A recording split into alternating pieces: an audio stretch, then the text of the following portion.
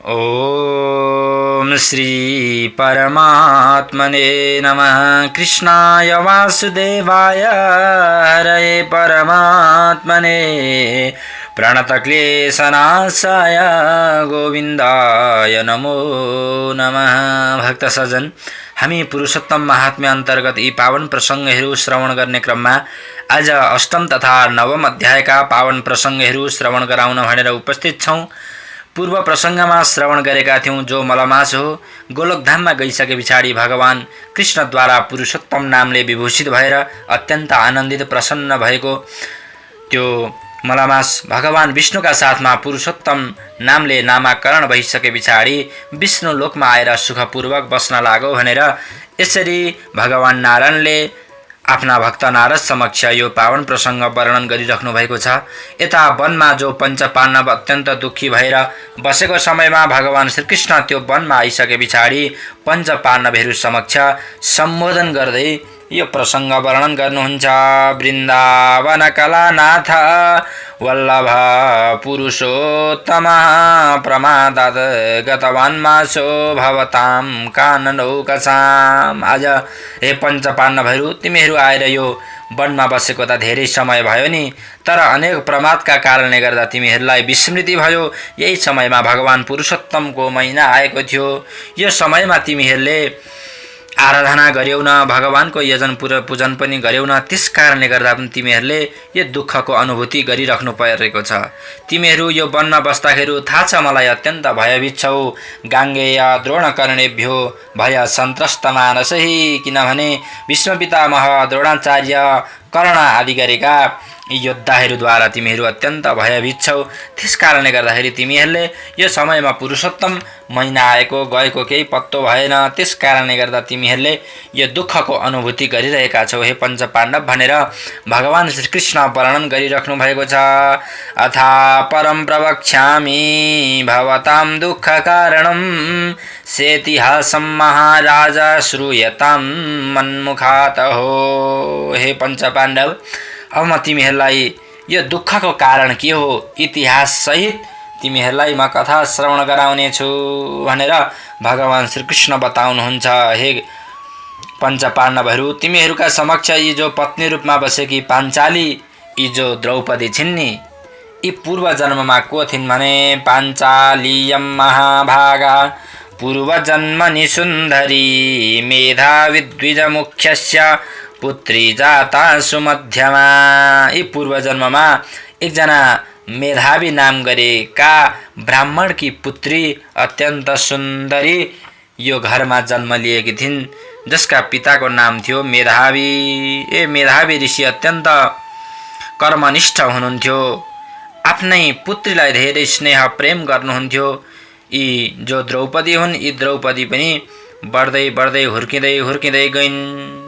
आफ्ना मातापिताको अत्यन्त प्यारी थिइन्, सबैले यिनलाई माया गर्ने गर्दथे। जब यिनको एउटा यौवन अवस्थामा प्राप्त भइसके पछाडि के भयो त भन्दाखेरि यी सबै शास्त्रहरूमा पनि पारङ्गत थिइन्।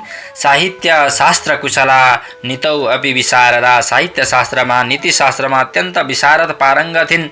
सबै कुराहरू यिनलाई सबै ज्ञान पनि थियो। सम्पूर्ण शास्त्रहरू अध्ययन गरेकी अत्यन्त विदुषी थिइन्। तर के भयो त भन्दाखेरि यिनकी जो माता हुन्, यी माताले पनि बेलैमा यिनलाई छोडेर गइन्। तन्माता स्वर्गता पूर्वम पित्रा सापोषिता मुदा। जब माता स्वर्गलोकमा प्राप्त भइसके पछाडि आफ्ना पिताद्वारा भरण पोषण गर्दै गर्दै हुर्किँदै गइन्। यिनले यौवन अवस्थालाई प्राप्त गरिसके पछाडि सबै यिनका सखीहरूको विवाह भयो, सबैले सन्तानलाई प्राप्त गरे, सबै सुखी थिए।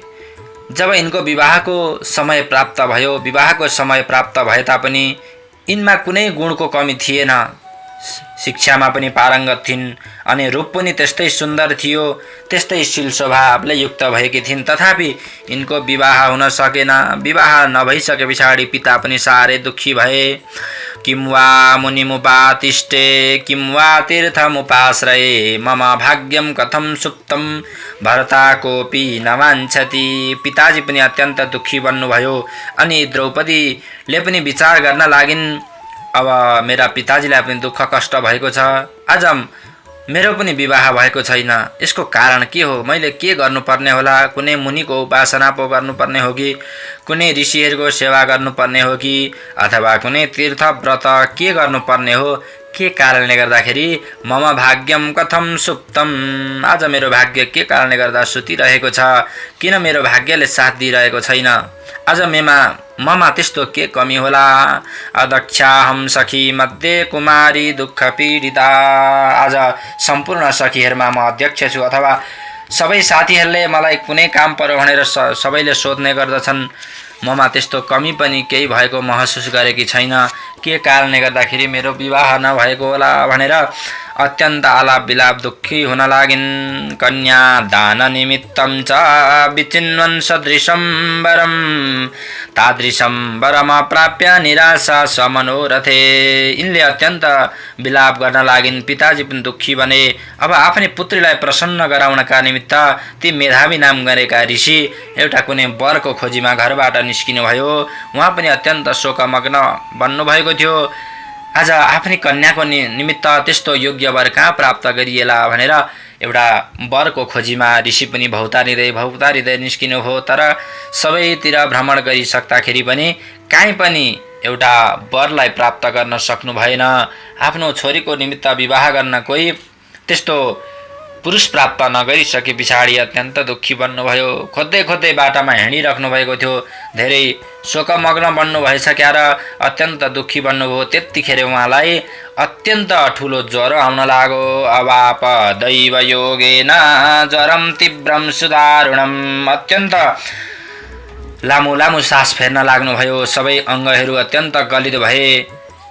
सास फेर्न अत्यन्त कठिन हुन लाग्यो। त्यो समयमा मुनिलाई मूर्छित अवस्थामा जब प्राप्त भए, भौतारिँदै एउटा मदिराले उन्मत्त भएको मातेको एउटा मानव जस्तो भएर लरबरिँदै बिचरा ती मेधावी ऋषि जब आफ्नो आँगनमा आएर टेक्नुभयो। टेक्ने बित्तिकै पुत्रीले पनि देखिन् आफ्ना पिता छटपटिराख्नु भएको छ। यो अवस्थालाई देखेर अत्यन्त दुःखी बन्न लागिन्। अनि आफ्ना पितालाई बिचारी काखमा लिएर राख्न लागिन्। पिताजी छटपटिराख्नु भएको थियो। अलिअलि गर्दै प्राणवायुहरू निस्किन लागिरहेका थिए। त्यो समयमा महामुनि मेधावी ऋषि पूर्व समयमा गरेका पहिले गृहस्थ धर्ममा रहेको अवस्थामा जति पुण्य कर्म गर्नुभएको थियो ती सबै कर्महरूको स्मरण गर्न लाग्नुभयो। सस्मार श्रीहरिम तोरणम मेधावी पुरुषोत्तमम इन्दीवरदल श्यामम त्रिभङ्ग ललिताकृतिम। भगवान श्रीहरि पुरुषोत्तम भगवानको स्मरण जो मरणासन्न अवस्थामा प्राप्त हुनुभएको थियो, आफ्ना छोरीका काखमा शयन गरिराख्नु भएको छ, त्यस्ता ऋषिले भगवान पुरुषोत्तमको ध्यान गर्नुभयो। जो त्रिभङ्ग ललिताकृतिम तिनठौँ बाङ्गिनु भएको छ, अत्यन्त सुन्दर आकृति हुनुभएका त्यस्ता पुरुषोत्तम भगवानको जब यी ऋषिले स्मरण गर्नुभयो, स्मरण गर्दै गर्दै अन्तिममा पुकारा गर्नुहुन्छ, श्री कृष्ण गोविन्द हरे मुरारे राधे सदामोदर दीननाथ मां पाहि संसार समुद्रमग्नं नमो नमस्ते ऋषिकेशराय। हे श्री कृष्ण, हे गोविन्द, हे हरे, हे मुरारे, हे दामोदर, हे दीननाथ, हे दीन दुखी माथि कृपा गर्ने भएका हे भगवान, संसार समुद्र मग्नम माम पाही, एउटा समुद्र संसार रूपी समुद्रमा मग्न भएको मलाई हे ऋषिकेश भगवान हजुरलाई कोटि कोटि वन्दना छ, मलाई रक्षा गर्नुहोस् भनेर यसरी जब भगवान पुरुषोत्तमको अन्तिम समयमा यी मेधावी ऋषिले प्रार्थना गर्नुभयो, त्यतिखेर यो ऋषिको अत्यन्त करुणाले युक्त भएको आर्तनाद सुन्ने बित्तिकै त्यतिखेरै भगवानका पार्षदहरू त्यहाँ उपस्थित भइसके पछाडि ती मेधावी ऋषिको हातलाई, वायुरूपी हातलाई लगेर भगवानका चरणमा स्पर्श गराउन लागे। यता मेधावी ऋषिले यसरी भगवानको नामलाई उच्चारण गर्दै गर्दै आफ्नो प्राणवायुलाई त्याग्न लाग्नुभयो। त्यतिखेर ती जो पुत्री हुन् ती आलाप विलाप गर्न लागिन्। हा पिता कृपा सिन्धो आत्मजानन्ददायक कस्याङ्के मां निधाय गतोषि वैष्णवं पुरम्। हे पिता, हे कृपा सिन्धो, आज मलाई कसको काखमा त्यागेर हजुर वैश्रवमपुरम गतः भगवान विष्णुको धाममा जानुभयो। अब म कसको आश्रयमा बाँचौँ हे पिता? न भ्राता न युव बन्धुश्च न मे माता तपस्विनी, न त मेरा कोही दाजुभाइ छन् न त कोही बन्धु बान्धव नै छन्। आज पिताले हिँड भएको यो घरमा म कसरी बसौँ? हजुरले नि मलाई भोजनको अनि वस्त्रहरूको व्यवस्था गर्नुभएको थियो। यस्तो शून्य घरमा जानेरी वेदध्वनि पनि अब कसरी होला? हजुरले बिहानै उठेर वेदध्वनि गर्नुहुन्थ्यो, शङ्खनादहरू गर्नुहुन्थ्यो। यस्तो श्मशान घाट समान भएको जानेरी वेदध्वनि हुँदैन, जानेरी भगवानका मन्त्र जापहरू हुँदैनन्। त्यस्तो घरमा, त्यस्तो शून्य घरमा म अब कसरी बस्ने होला भनेर यसरी आलाप विलाप गर्न लागिन्। बाणीम वदसुधा कल्पाम कथम तुष्णीम अवस्थिता उत्तिष्ठोत्तिष्ठ हे तात चिरम सुक्तोषि साम्प्रतिम भन्दछिन्। हे पिताजी उठ्नुहोस्, चिरम सुप्तोषि, हजुर सुतेको धेरै समय भइसक्यो, उठ्नुहोस्। किन हजुर अमृत रूपी बाणीहरू नबोलेर चुप लागेर शयन गर्नुभएको भनेर यसरी अत्यन्त आलाप विलाप गरेर रुन कराउन जब लागिन्। यस्तो शब्दलाई सुन्ने बित्तिकै त्यही वनमा निवास गर्ने भएका अन्य मुनिहरूले इता मेधावी ऋषिकी पुत्रीको यो आर्तनाद हो भन्ने सबै ऋषिहरूले थाहा पाउनुभयो। पाउने बित्तिकै सबै ऋषिहरू दगुरेर त्यहाँनेरि आउन लाग्नुभयो। इत्युक्त्वा श्रुमुखी बाला बिललाप मुहुर्मुहु मुक्तकण्ठम रुरोदार्ता कुररीव सुदुखिताः। अत्यन्त दुःखी भएकी आर्तनाद गरेर जो कराइरहेकी थिइन्, यो शब्द सुनेर सबै तपस्या गरेर बसेका ऋषिहरू पनि आउनुभयो। सबै आउनुभयो। आउँदाखेरि त मेधावी ऋषिले प्राणलाई त्यागिसक्नु भएको छ। ती पुत्रीको त्यो दशालाई देखेर अत्यन्त दुःखी भएका ती सबै ऋषिहरू अत्यन्त दुःखी भएर उहाँले पनि अश्रुपात गर्नुभयो। सबैले आलाप विलाप गर्नुभयो भनेर यसरी अष्टम अध्यायका पावन प्रसङ्गहरू, जुन अष्टम अध्यायमा वर्णन गरेका प्रसङ्ग मध्येमा यिनै मेधावी ऋषिकी जो पुत्री हुन्, आफ्ना पिताजीको देहावसान भइसके पछाडि यिनले सबै और्धदेहिक कर्महरू गरिसके पछाडि आफ्नो आश्रममा बसिरहेका प्रसङ्गहरू नारद महामुनिले नारायण भगवानले श्रवण गराइराख्नु भएको छ। यता सुत पौराणिकले शौनक आदि गरेका ऋषिहरूलाई यही प्रसङ्ग बताइराख्नु भएको छ। यदविलोकन मात्रेण त्रसदस्ये शतक्रतु जटा कलापसच्छन्न साक्षात् इव सदाशिवः। जब यी कन्या त्यो आश्रममा एक्लै रहन लागिन्, त्यो शून्य घरमा सधैँभरि आफ्ना पिताजीको स्मरण गरेर शोकमग्न भएर बसिरहेकी थिइन्। एक दिनको कुरा हो, हे नारद महामुनि, जो भगवानका भक्त दुर्वासा ऋषि हुनुहुन्थ्यो, ती दुर्वासा ऋषि आफ्नो इच्छाले भ्रमण गर्दै गर्दै यिनै कन्या भएको आश्रममा आउन लाग्नुभयो। तामा ससाद भगवान भविष्यद बलनोदिता यदृच्छया बने तस्मिन् परम कोपनो मुनिः। अत्यन्त रिसाउने भएका, जसलाई हेर्नाले साक्षात् इन्द्र पनि डराउने गर्दछन्। जटा कलाप सच्छन्न साक्षात् युव सदा शिव। यसो हेर्दाखेरि साक्षात् शिव जस्तो देखिने त्यस्तो स्वरूप भएका दुर्वासा ऋषि आज त्यहीँनेरि आउन लाग्नुभयो। ती दुर्वासा ऋषि कस्तो हुनुहुन्थ्यो भने, हे पञ्च पाण्डव भनेर भगवान श्रीकृष्ण सम्बोधन गरिराख्नु भएको छ। जुन दुर्वासा ऋषिलाई प्रसन्न गराएर तिम्री माता अथवा कुन्तीले त्रिदशाकर्षिणीं विद्यां ददौ अस्यौ सुपूजितः। अत्यन्त पूजित भएका दुर्वासाले देवताहरूलाई पनि आकर्षण गर्ने भएको त्यस्तो विद्या प्रदान गर्नुभएको थियो। हे पञ्च पाण्डव भनेर यी दुर्वासा ऋषिको महिमा वर्णन गरिराख्नु भएको छ।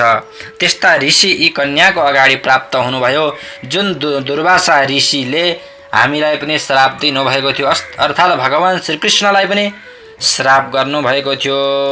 एक समयको कुरा हो, दुर्वासा ऋषि रथमा बस्नुभएको थियो।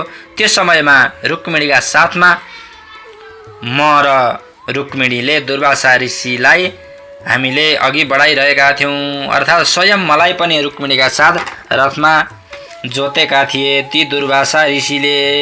एक समय हामी यसरी दुर्वासा ऋषिलाई रथमा लिएर रुक्मिणीमा र म गइरहेका थियौँ। त्यो समयमा रुक्मिणी अत्यन्त प्यासी बनिन्। अत्यन्त जब तिर्खाले आकुल व्याकुल भइन्, त्यो समयमा बाटो हिँडिरहेको समयमा मैले आफ्नो पाउद्वारा खस्रिएर भोगवती नाम गरेकी नदीलाई उत्पन्न गराएर मैले रुक्मिणीको तिर्खालाई त्यो प्यासलाई मेटेको थिएँ। यो अवस्था जब रथमा बसेका यी नै दुर्वासा ऋषिले जब देख्नुभएको थियो, त्यो समयमा हामीलाई श्राप गर्नुभएको थियो। दम्पत्यो उभयो रेवा वियोगस्तु युधिष्ठिर इति यो दत्तवान् शापं स एव मुनि सत्तमः। मलाई अपहेलना गरेर हे कृष्ण, तिमीले आज मेरो अगाडि नदी उत्पन्न गरे यिनको प्यासलाई मेट्यो होइन। त्यस कारणले गर्दाखेरि तिमी धेरै प्यार गर्दा रहेछौ रुक्मिणीलाई।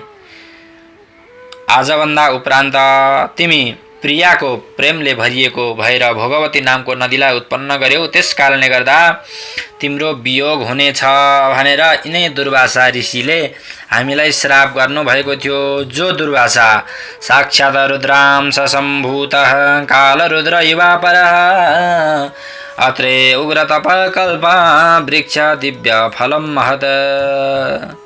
साक्षात् रुद्रांश सम्भूतः रुद्र देवताका अंशद्वारा उत्पन्न हुनुभएका अत्रि ऋषिका घरमा अत्रिको तपस्याको कल्प वृक्षको फल समान फलीभूत भएका यिनै दुर्वासा ऋषि पतिव्रता धर्ममा जो परायण भएकी अनसुया हुन्, तिनै अनसुयाको गर्भबाट उत्पन्न भएका त्यस्ता मेधावी ऋषि आज यिनको आश्रममा जब आउनुभयो, आउने बित्तिकै यिनले पनि अर्घ्य पाद्यै वन्यफलै पुष्पैश्च विविधैरे मुनि विभिन्न अर्घ्य पाद्यहरूद्वारा फलफुलहरूद्वारा मुनिको सेवा गरिन्, सत्कार गरिन्। यो सत्कारद्वारा ऋषि पनि अत्यन्त प्रसन्न बन्नुभयो। स्वागतम वृक्ष। यसरी आश्रममा फलफुलहरूद्वारा पाद्य आचमनीहरूद्वारा जब यी कन्याले ऋषि दुर्वासाको सम्मान गरिन्, सेवा गरिन् अनि प्रार्थना गर्दछिन्। कुतोऽधिगमनं साधो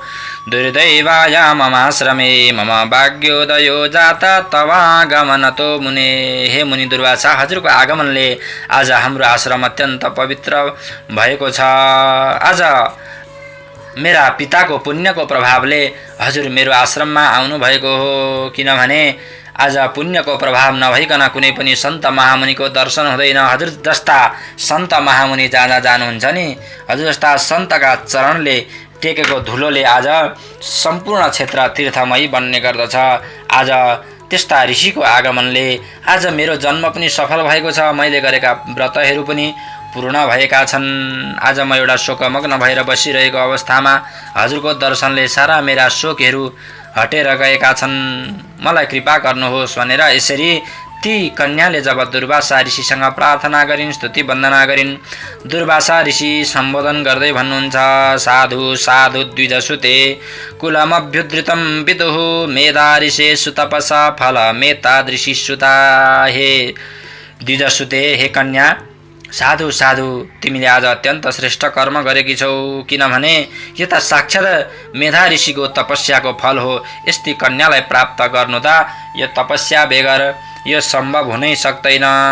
तिमी अत्यन्त धन्य छौ। जुन सत्कार, जुन संस्कार तिमीले आज पिताको तपस्याद्वारा, पिताको आशीर्वादद्वारा प्राप्त गरेकी रहेछौ, तिम्रो यो कर्मले, तिम्रो सत्कारले म अत्यन्त प्रसन्न बनेको छु।